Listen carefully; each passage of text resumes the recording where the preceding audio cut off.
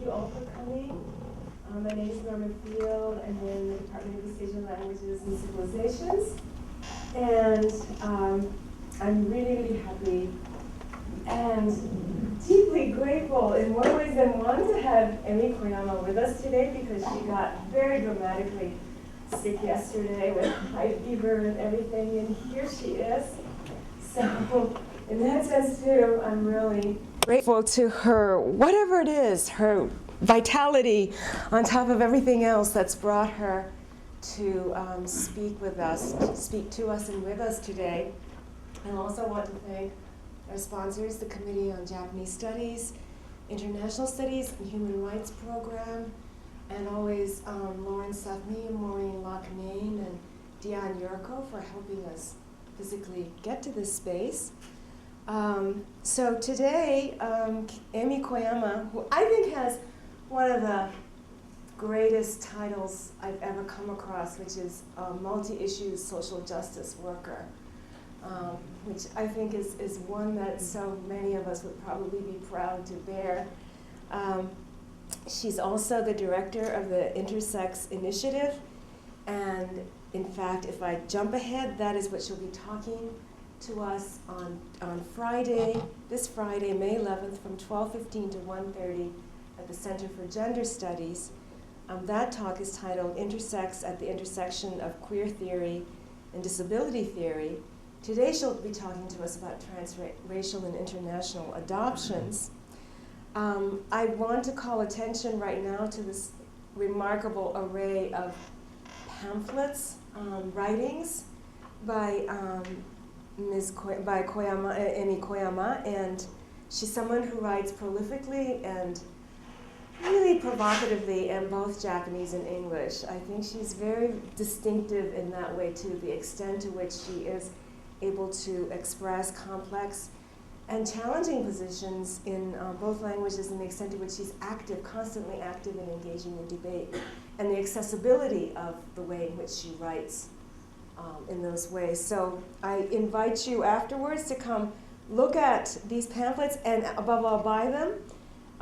Extraordinary array of buttons as well. And my colleague, Tomomi Yamaguchi, is also wearing a t-shirt designed by Emi when the Minister of Health and Welfare of Japan called women baby-making machines. Well, there was Emi promptly taking action in this fashion. So with that, I turn the microphone over to Emi, and let's welcome.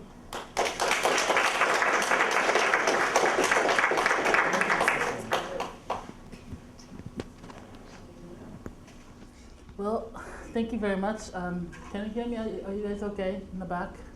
Okay, good, because there are some seats here in front of me. Well, thank you, Norma, and thank you, Augustin. Thank you, everybody, for bringing me down here. I'm really excited to be here. I was really sick. I had like this horrible chill last night, and I was just, just totally freezing, even though with all the blankets on me. So like to heat it up, the room is so hot, and then later that night, just got extremely hot. The window doesn't open. So yeah, it was horrible. But I was just sleeping until this morning and trying to get some energy to get up. But once I got outside, it actually felt better because you can see all the green and everything. I'm at the 36th floor now, so I can't see anything. The city lights are really nice, but you can't see the green and all that. So once I got out, I felt much better. So anyway, this picture, some of you may recognize, comes from the Daily Show. And that's a segment I was going to show you before I do this. Okay, hold on. And the sound didn't work, so the sound would come out from here. And you might want to turn off the microphone because it's going to be loud and horrible. Is there another mic? Is there another mic for the audience?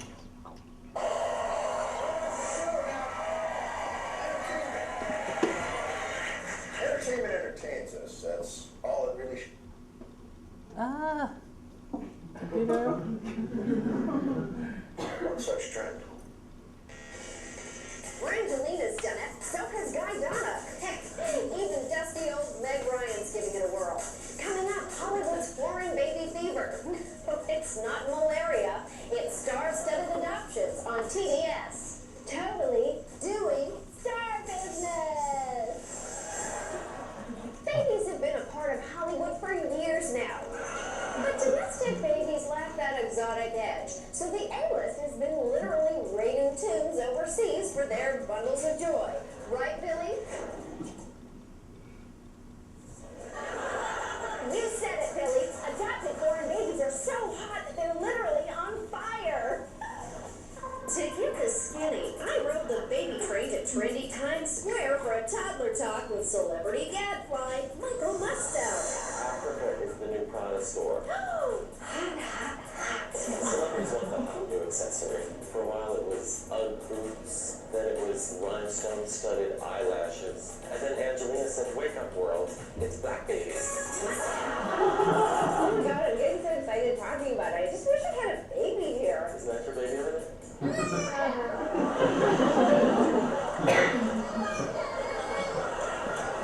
So why are the stars salivating over these foreign morsels? Billy? You bet, Billy! I needed to learn more, so I hooked up with real adoption expert Susan Sunyum Cox.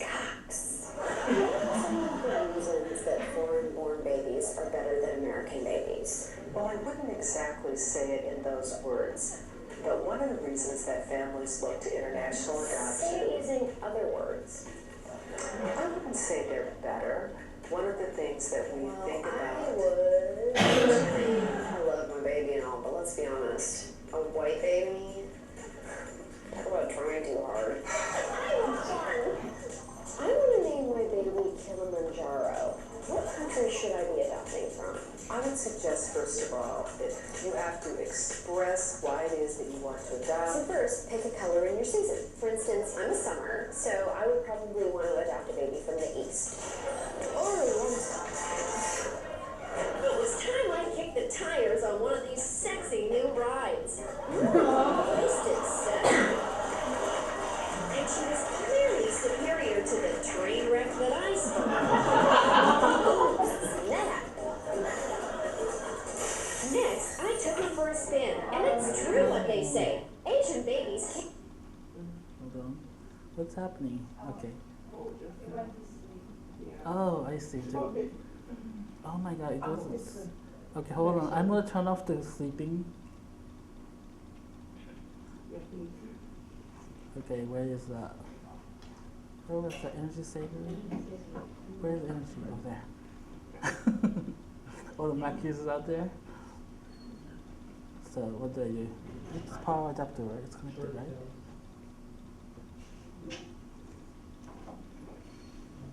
Okay. Here's the other side. No, display. Oh, display. This is it. Alright, this is it, right? Okay, I went back a little bit so that.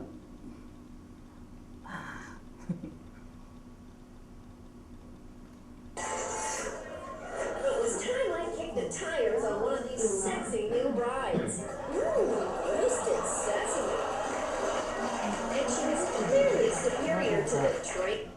Oh, what is going on? Ah! Okay, so I will do this. So why are the stars? Exactly say it in those words, but one of the reasons that, Be honest, a white baby? Talk about trying too hard. I want one. I want to name my baby Kilimanjaro. What country should I be adopting from? I would suggest, first of all, that you have to express why it is that you want to So adopt. first, pick a color in your season. For instance, I'm a summer, so I would probably want to adopt a baby from the east. Or warm spot. It was time I kicked the tires on one of these sexy new rides. Roasted sesame. And she was clearly superior to the train wreck that I saw. Ooh, snap. I took her for a spin, and it's true what they say. Asian babies can't drive for Your new baby can even help you out of a tight jam. What with your got food sticks? Asian baby! So cute. In fact, an hour later, I was hungry to adopt another. But they took the first one away and told me not to come back. Right, Billy? Leave me the alone. Whatever you say, Billy. Next on TBS, bulimia. What's too early for your child? See you next time on Totally Doing Star Business.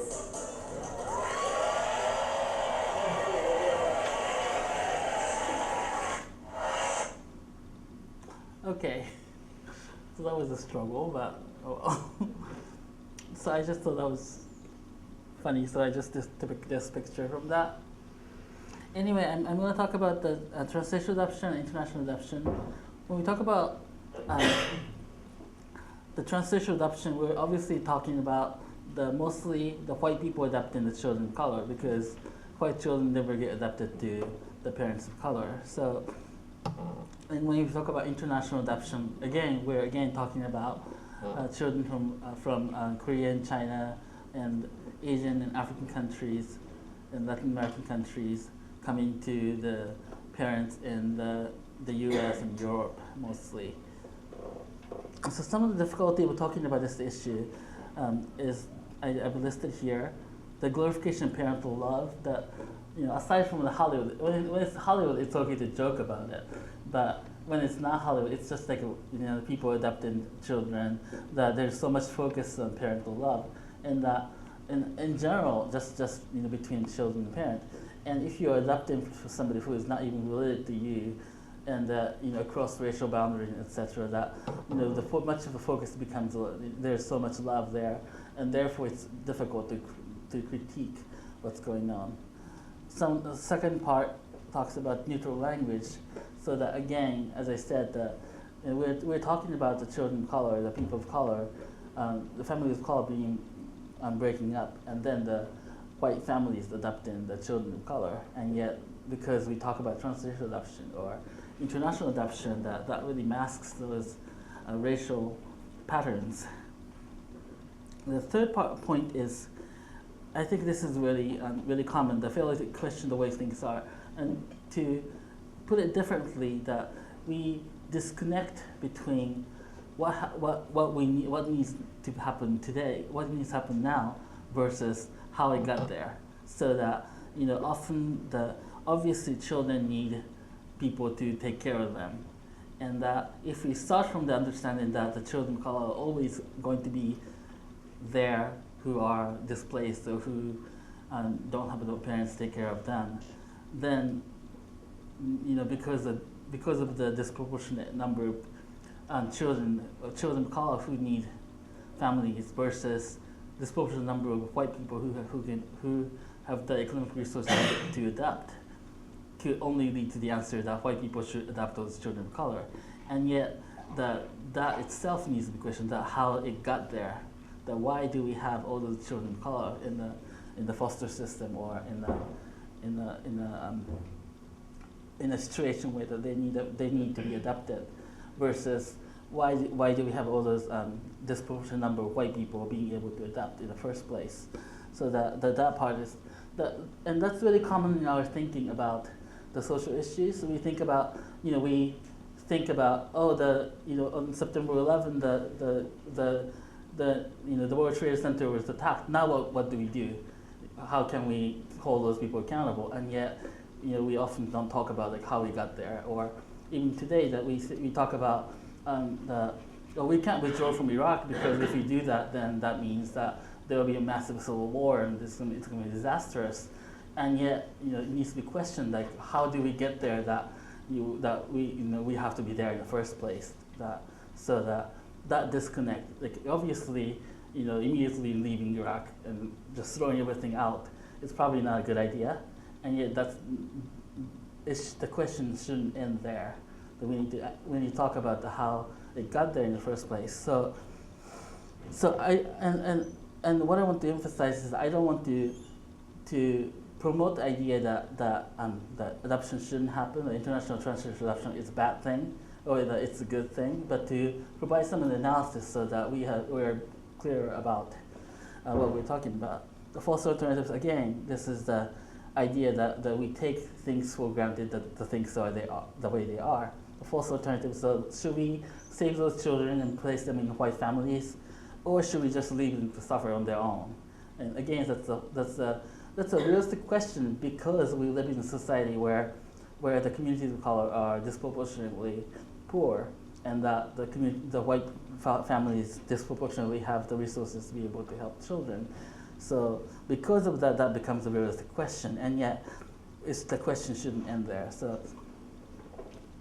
and next point is the overemphasis on psychological development, and this is basically there are researches that question international and transracial adoption, and yet much of that and almost all of that that deals with psychosocial development, so that they will question that can somebody who is black and being raised by a white family have a healthy self-esteem? Can they have is their identity development harmed by the fact that they are being raised among the white people?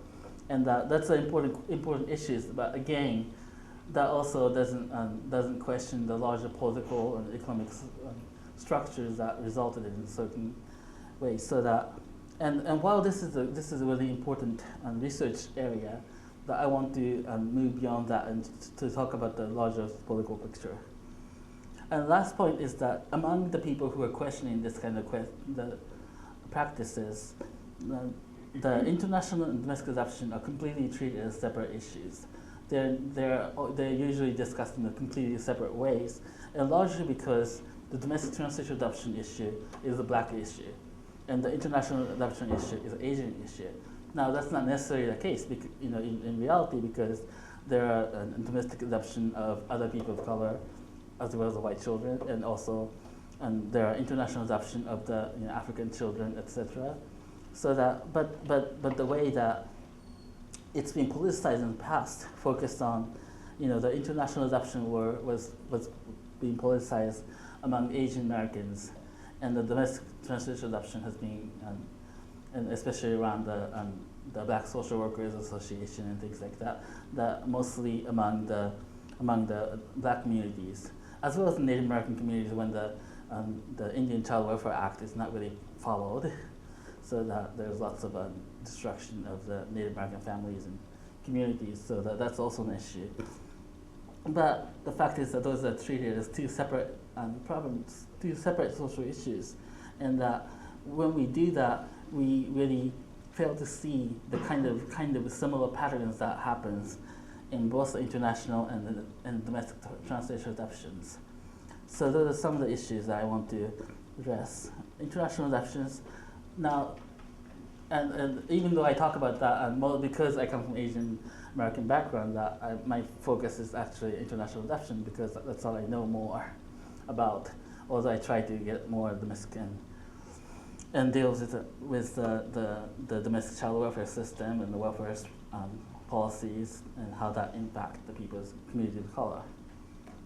International adoption. This is a flyer for the international adoption.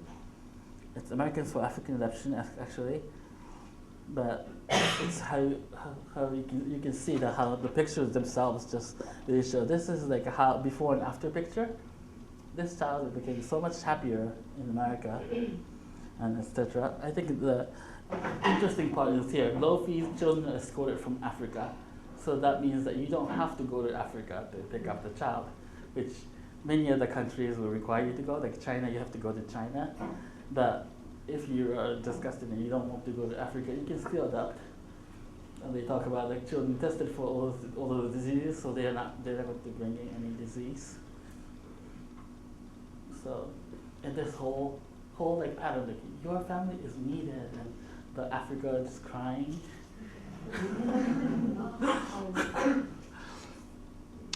So many African angels, which is why I created the chipbabies.com has the African angel section. I don't know if you saw that. International adoption, it's popular because it's easy to find younger children. Now, domestically speaking, there are about equal number of people, children in the circumstances where they could be adopted, versus the families that want to adopt. So there's about 1-to-1 ratio.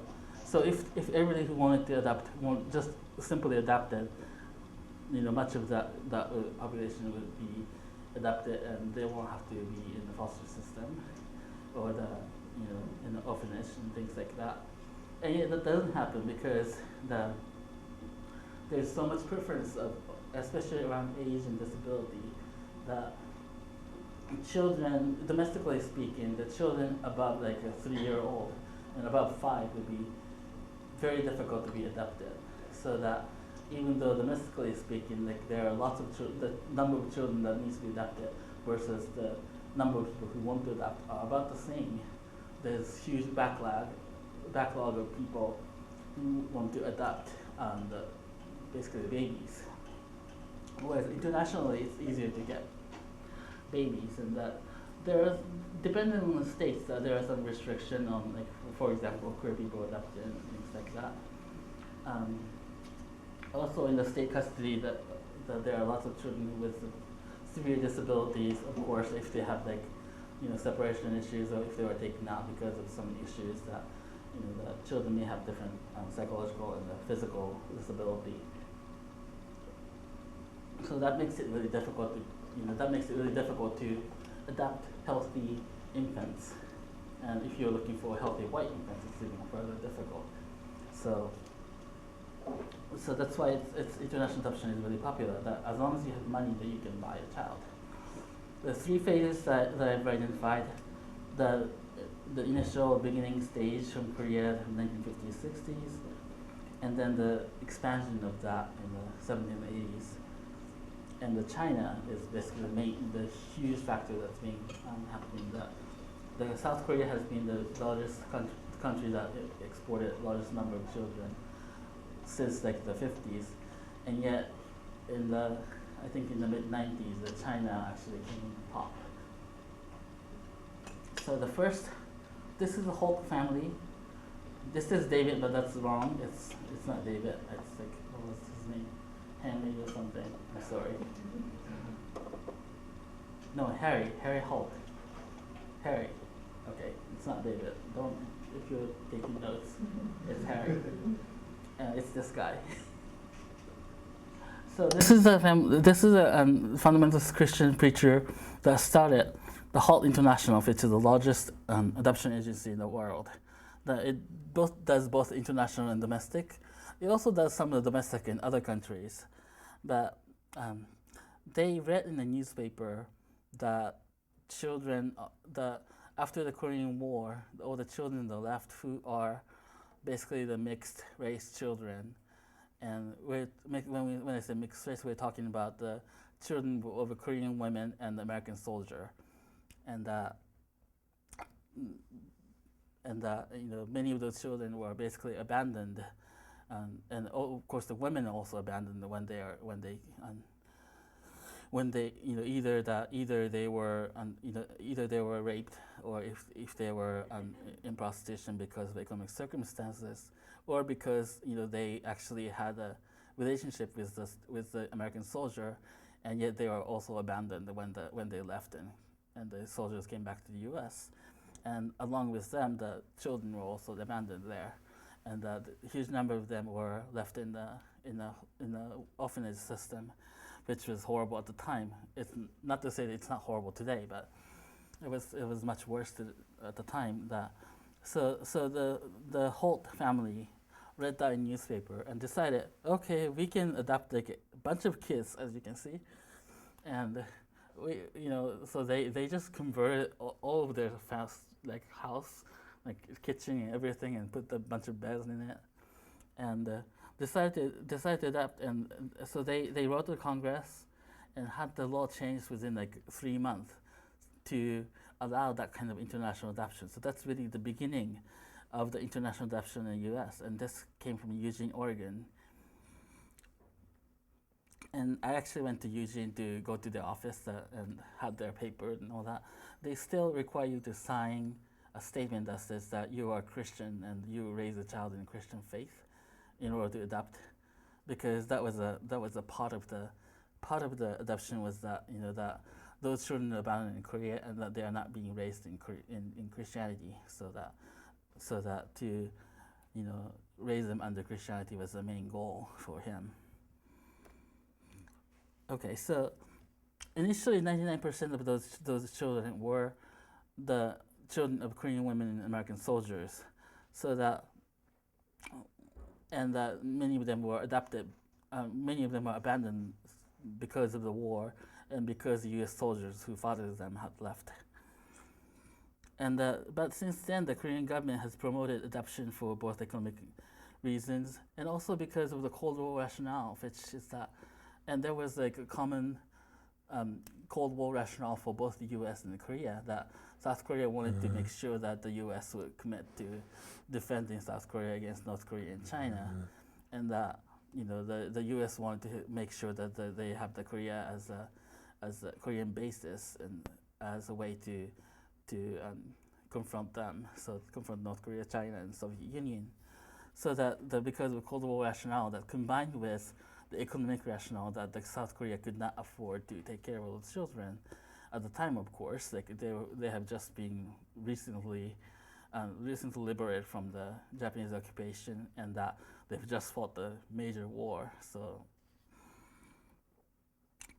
because of that has gone on. Now, some people have said that, well, but that makes sense for the 50s. In the 1950s, Korean government really didn't have very much choice because, first of all, they were, all of their infrastructure were destroyed through the war, so that there wasn't much choice. And yet, the children from Korea the South Korea kept exporting children, between the 50s and toward, I think, the late 80s. Still, like in the 80s, Korea has sent out about like 8,000 children a year. So, and that cannot all be explained by, of course, by the Korean War. Now, it can be explained in the 50s, but in the 80s it cannot. And what happened was that the Korean adoption shifted from the children who were left behind by the war to the children with unwanted mothers and the children from unwanted pregnancies. So that, and part of that, of course, has to do with the cultural issues. There's cultural preference for the children who are associated with blood. That there's so much cultural preference for against the children who have disability and all that, and that does have a role in producing this, like a large number of children being exported, and yet that cannot explain it all by itself. That because the infrastructure for exporting children was set there because of the war. Now, also in the 70s, 80s, the makeup of the Korean children who are being exported has changed. At the same time, that the children from the other countries have also being sent to the U.S. and other countries. Now, I say U.S. because U.S. is the largest importer of the foreign children, but actually, if you look at the per capita, it's the Sweden that has imported more children, and that's really interesting to see because Sweden tends to be the country that is like way ahead on every human rights thing compared to the U.S., but they actually accept more children from other countries than the U.S. when you look at the per capita, even though there are like international treaties that really says that international adoption is basically a bad idea. Now, expansion to other countries, Vietnam, Cambodia are the main, and are also the place that because of the U.S. Because the U.S.-led war and between the North and South Vietnam, and actually the adoption business really spread out in the South Vietnam when children are being orphaned and otherwise that they are sent to the U.S. And also in the 80s, the Latin America is also where the U.S. has sponsored some of the civil wars and some of the military governments in South America. So that, but one of the really interesting thing is that, let's see, this is pictures from Operation Baby Lift. Operation Baby Lift, it sounds like a joke, but it's actual operation, and this happened when the Saigon was finally falling under the attack from the North Vietnamese and the Viet Cong attacks. That this is where the U.S. forces have almost all left, and some of the leaders from South Vietnam has also left, and or are leaving. And this is a time where, the North Vietnam was basically, the North Vietnamese military was just surrounding Saigon, and they were about to, the war was about to end in Vietnam, and yet because there were all those children who have also already been assigned to the adoptive families, or they were marked to ship to the U.S. So they filled many airplanes that the U.S. government chartered, and basically put a bunch of children, like hundreds of children, in the airplane, in many airplanes, and to ship them out of South Vietnam before the South Vietnamese government collapsed. And so, as you can see, that it's all those children. They, of course, had some adults to supervise, but it's mostly children like this.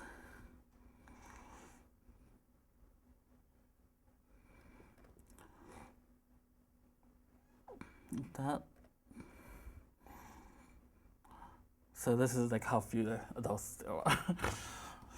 So and the thing that happened was that because this was like when the U.S. forces have almost completely left, and some of the South Vietnamese officials were also fleeing from the country. That some of those airplanes have been shot by the North Vietnamese military, thinking that's the U.S. military that's trying to leave. So it was attacked, and all those children, hundreds of children, were killed.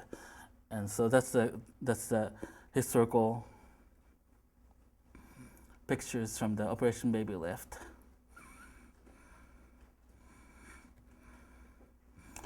Now, since 1990s, much of it has changed, especially around Korea. The Hague Convention is an international treaty that is designed to protect children in adoption, in international adoption and other adoptions. And it states that international adoption must be at the last resort. What does that mean? Is that it doesn't actually ban international adoption, but it should be limited to the circumstance where it's emergency. And emergency generally would mean that because of the civil war or natural disaster or some public crisis, that there are like extreme number of children who are suddenly displaced, and that they need to be adopted. So it allows for that kind of adoption, and yet that it should not be just a routine matter to adopt children under this international treaty. The nation responsible for trafficking, abduction, etc. Nations were held accountable to stopping some of the trafficking and abductions. Abduction was common in some of the countries. That it was so common at one point that the Cambodia had to ban adoption for a while because there was so much abduction, and Honduras also had to stop for a while. And today it looks like Guatemala will actually be like, I don't know if it actually happened yet or not, but Guatemala has become the second largest exporter of children in the last few years, and it's said that about the 1% of newborn were exported last year or something in Guatemala, and so much of that was actually there was serious problem of trafficking. Basically, in Guatemala, any lawyer could function as an adoption agency, and that they could send children to other countries as long as if you're a lawyer. And so there are lots of sales of children there. That parents who are really poor were just given just a few bucks basically to give up their children so that they can be sent to the U.S. for lots of money. so that became a major problem in Guatemala, and it looks like Guatemala will have to like a U.S. will basically ban adoption from Guatemala for a while because of that. But similar problem has happened in Cambodia and Honduras, that they had to stop an international adoption for a while. At the end of the Cold War and the beginning of this new War Rationale of the war against terror, and what they actually mean is like war against Islam is basically what they mean, that there's so much interest in trying to instead of this like Cold War rationale where we need to strengthen the relationship between different countries, but now it's more full front that instead of saying that we should adopt those Korean children and to strengthen the relationship with South Korea, but the more rational in when we should adopt all those children from Muslim families and raise them as Christians before they become terrorists. So that's actually like a kind of rationale that's not spoken that way, but there's much of that really happening.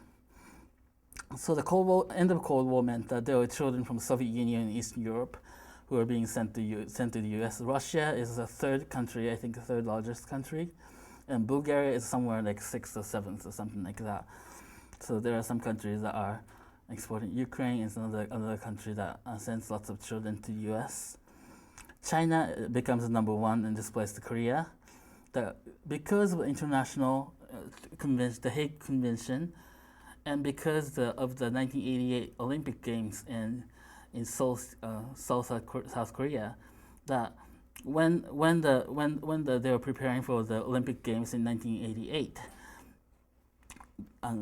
some of the Western newspapers have criticized South Korea as a country that violates children's civil rights by this massive industry of exploitation of children, and that partly because of that, and partly because of this Hague Convention, that there has been the international adoption has become more controversial in Korea, and that since 90s that they've actually encouraged Korean people who are adopted overseas to return to Korea, and of course there has been like lots of prejudice against those people, but now the South Korea is actually becoming more supportive of people who are returning now, which again is obviously is difficult because people are being raised without speaking Korean language. They don't eat Korean food. They're raised in completely in a Western way, but there has been lots of change, and South Korea still sends out lots of children, but not as much as it used to be. South Korea has sent out like 8,000 children a year at one point, and yet today it's much lower. So, the latest trends in international adoption, the Child Citizenship Act of 2000 is an interesting law that it went into effect fully in 2002 after 9/11, in which grants automatic citizenship for children who are adopted from foreign countries, so that in the past, when children were adopted, once they were adopted, they were given some visa, and after that, they had to apply for citizenship and to do that. And yet, this allows for automatic citizenship as long as you meet certain criteria, that children are granted citizenship automatically when they enter the U.S. And the question is that how often does the immigration law change to grant automatic citizenship to anybody? But it happens because the parents who adopt tend to be the ones who are really rich, and that they have lots of they have influence in the government. The politicians listen to them, so that they've actually changed those laws to accommodate the needs of people who are adopted. All the while, all the other kind of immigrants who are facing like more and more difficulty entering the U.S. and difficulty obtaining visa, difficulty obtaining citizenship. So that's a huge how you can see like how that's different from like how the other ways that people who are born in other countries are treated. versus the children who are being adopted by the families in the U.S. The tsunami, the tidal wave in South and Southeast Asia was a major issue. Some of the places that were affected were, for example, Indonesia. The Aceh area of the Indonesia is Indonesia is a predominantly Muslim country, and because of that, there has been campaign after the tsunami damages to quickly adapt all those children to U.S. so that they can be raised by the Christian families. And it was actually encouraged that, for example, Aceh it's a semi-autonomous region within Indonesia, and Western organizations can't operate there.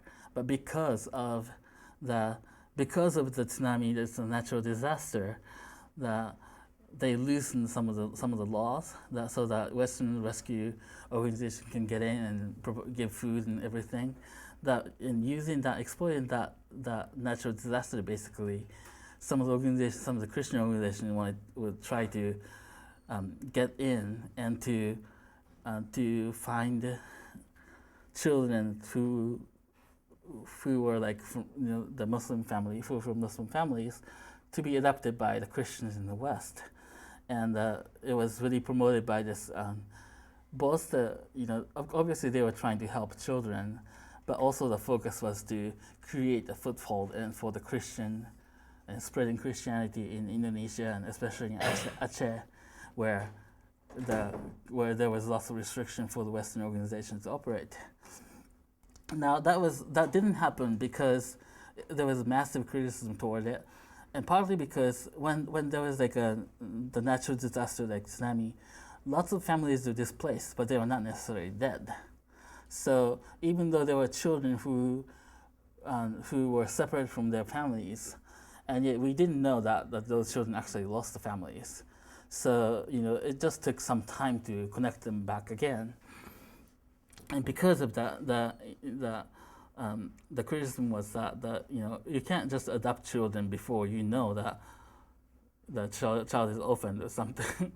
That just because the natural disaster had separated them doesn't mean that they lost parents. So now, last point is that Department of State has posted a document on the website that responds to the request from American families demanding Iraqi children. That there were lots of requests to the Department of State saying that I'd like to adopt children from Iraq. And I don't know why people do that.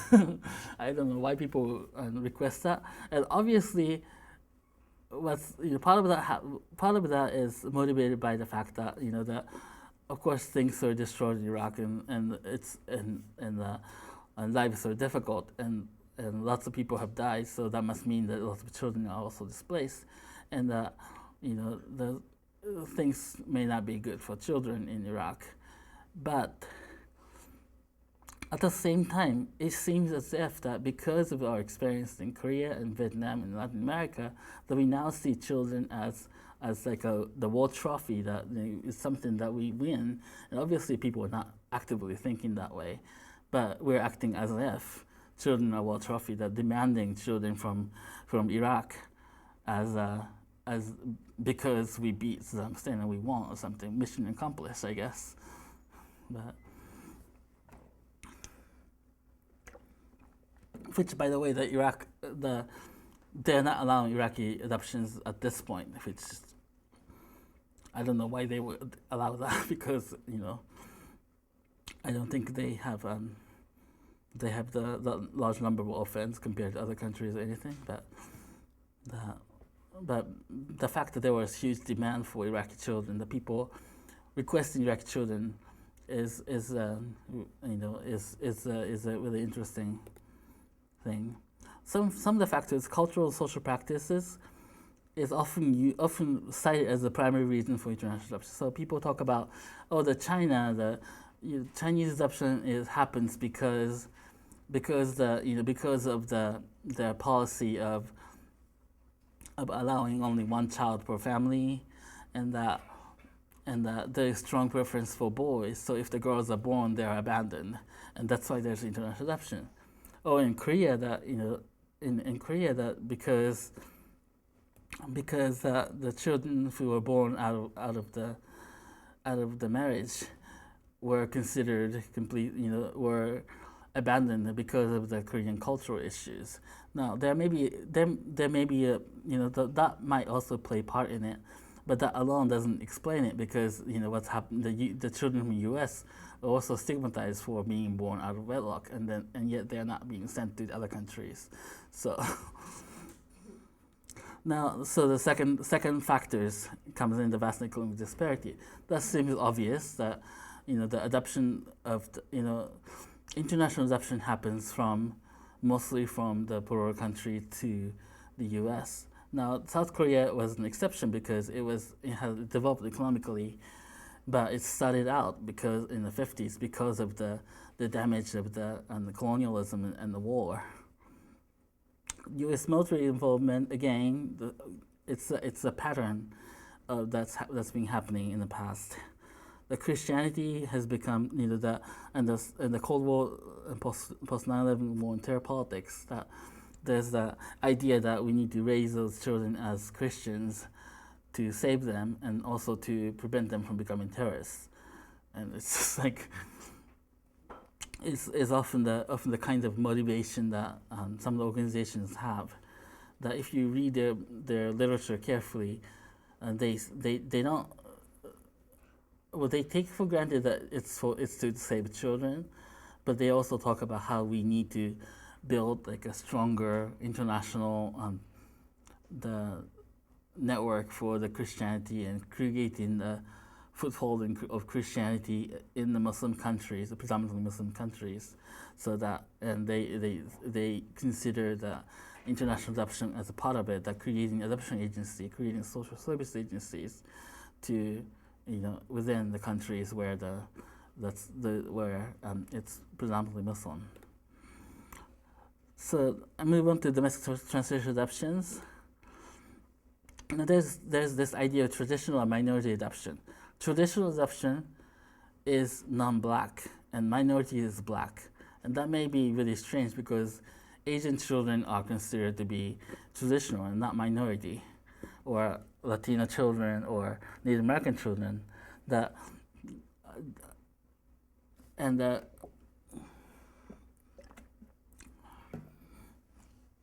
Obviously the child welfare system has, that you can go through the public adoption system, which doesn't cost money, or it costs some money, but not the kind of the lots of money that it costs.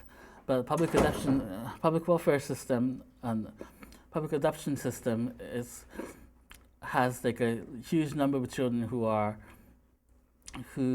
have the disability or kind of disease, and the children who are older.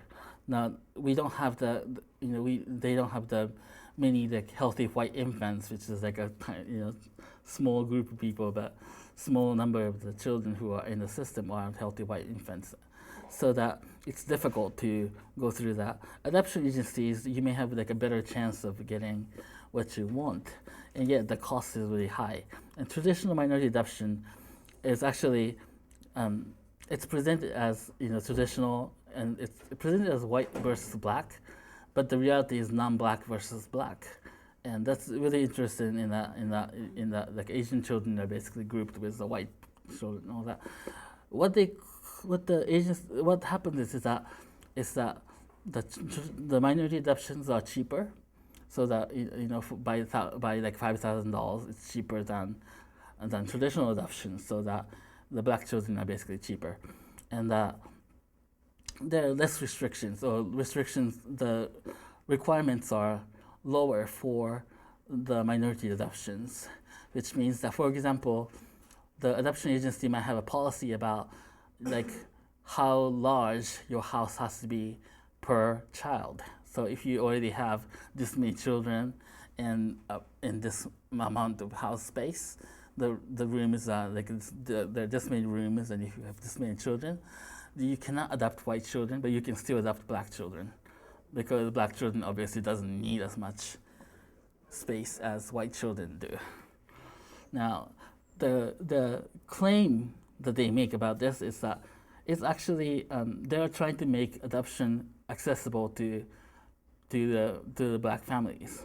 Is the rationale for it, that by making it cheaper and by making the like house size requirement and things like that much looser, that they're making adoption more accessible and easier for the black families, so that to promote more black and adoption. And yet the only thing it does is that it devalues black children. I mean, obviously, if you are treating them as require much less money and much less space, much less income on the parents' side, that just everything, that the parents could be older than if it were, by having the less restriction. Now that again also happens for children with disabilities, that if you have the children with disabilities are much cheaper. Sometimes they'll even give you money and to raise the children with severe disabilities, and so that now the part of rationale could be that, well, because it costs lots of more money to raise children with disability, but at the same time it really devalues the children based on their ability and their race.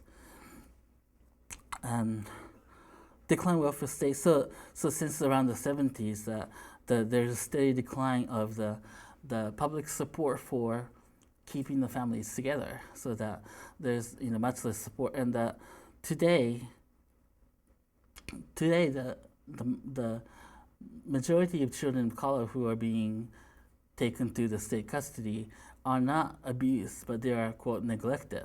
And this construction of neglect is really interesting. That construction of neglect actually, basically, historically speaking, started out as meaning like extreme exploitation. That, for example, making children work in a coal mine or something. That was considered the neglect. The prostituting your child, or things like that would put the children at the severe danger, was considered a neglect in the beginning.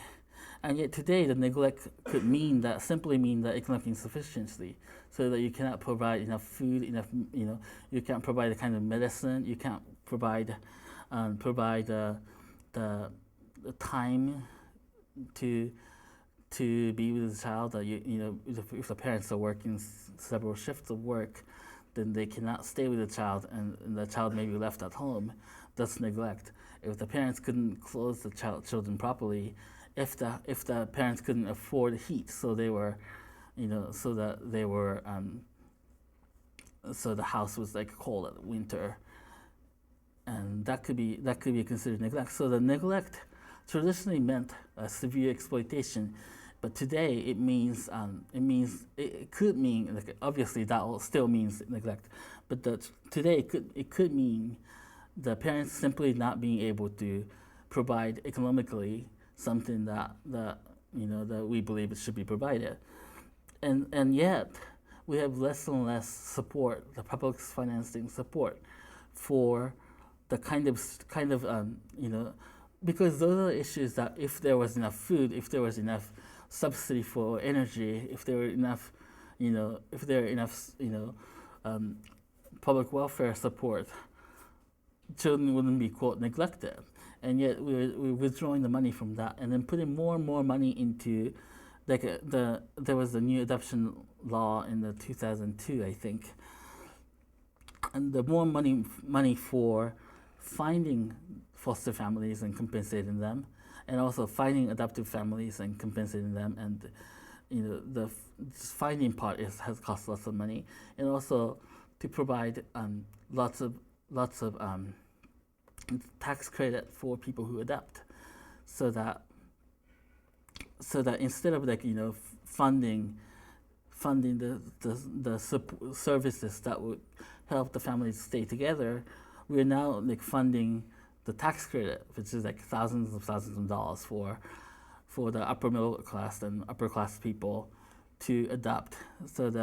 And that really happened because of the changing view of we as a society has changed how we see those neglect and economic insufficiencies. That traditionally it was considered that unfortunate circumstances, but today, like we have the legal structures that sees those economic insufficiency as a personal flaws, and the parents, there's something wrong with those parents, and so rather than providing support so that the families can stay together, they will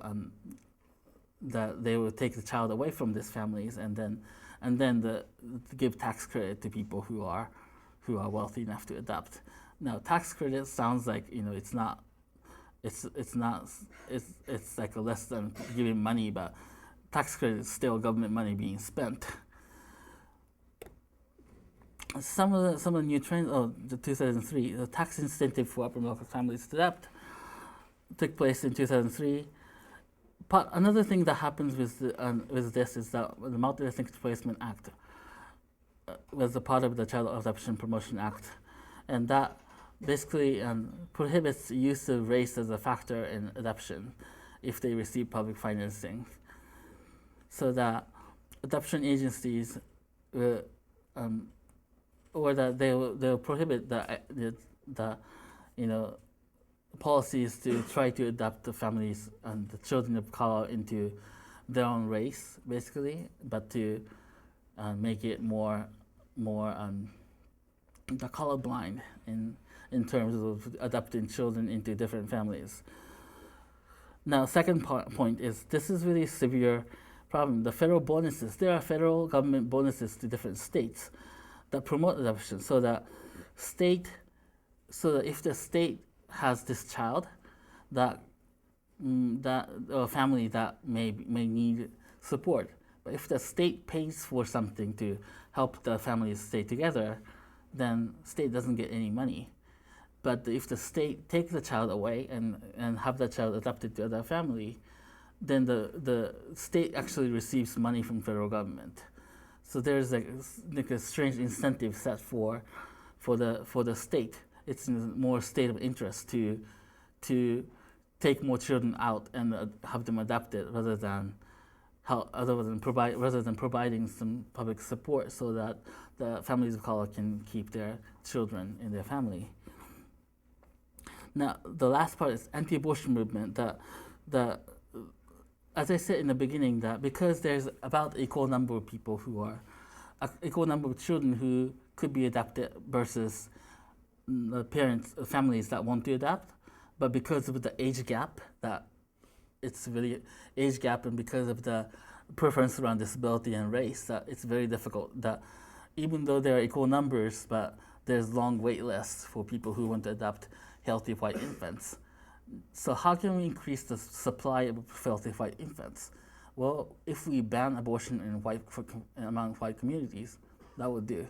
So this anti-abortion movement has actively participated in promoting adoption and using adoption as a reason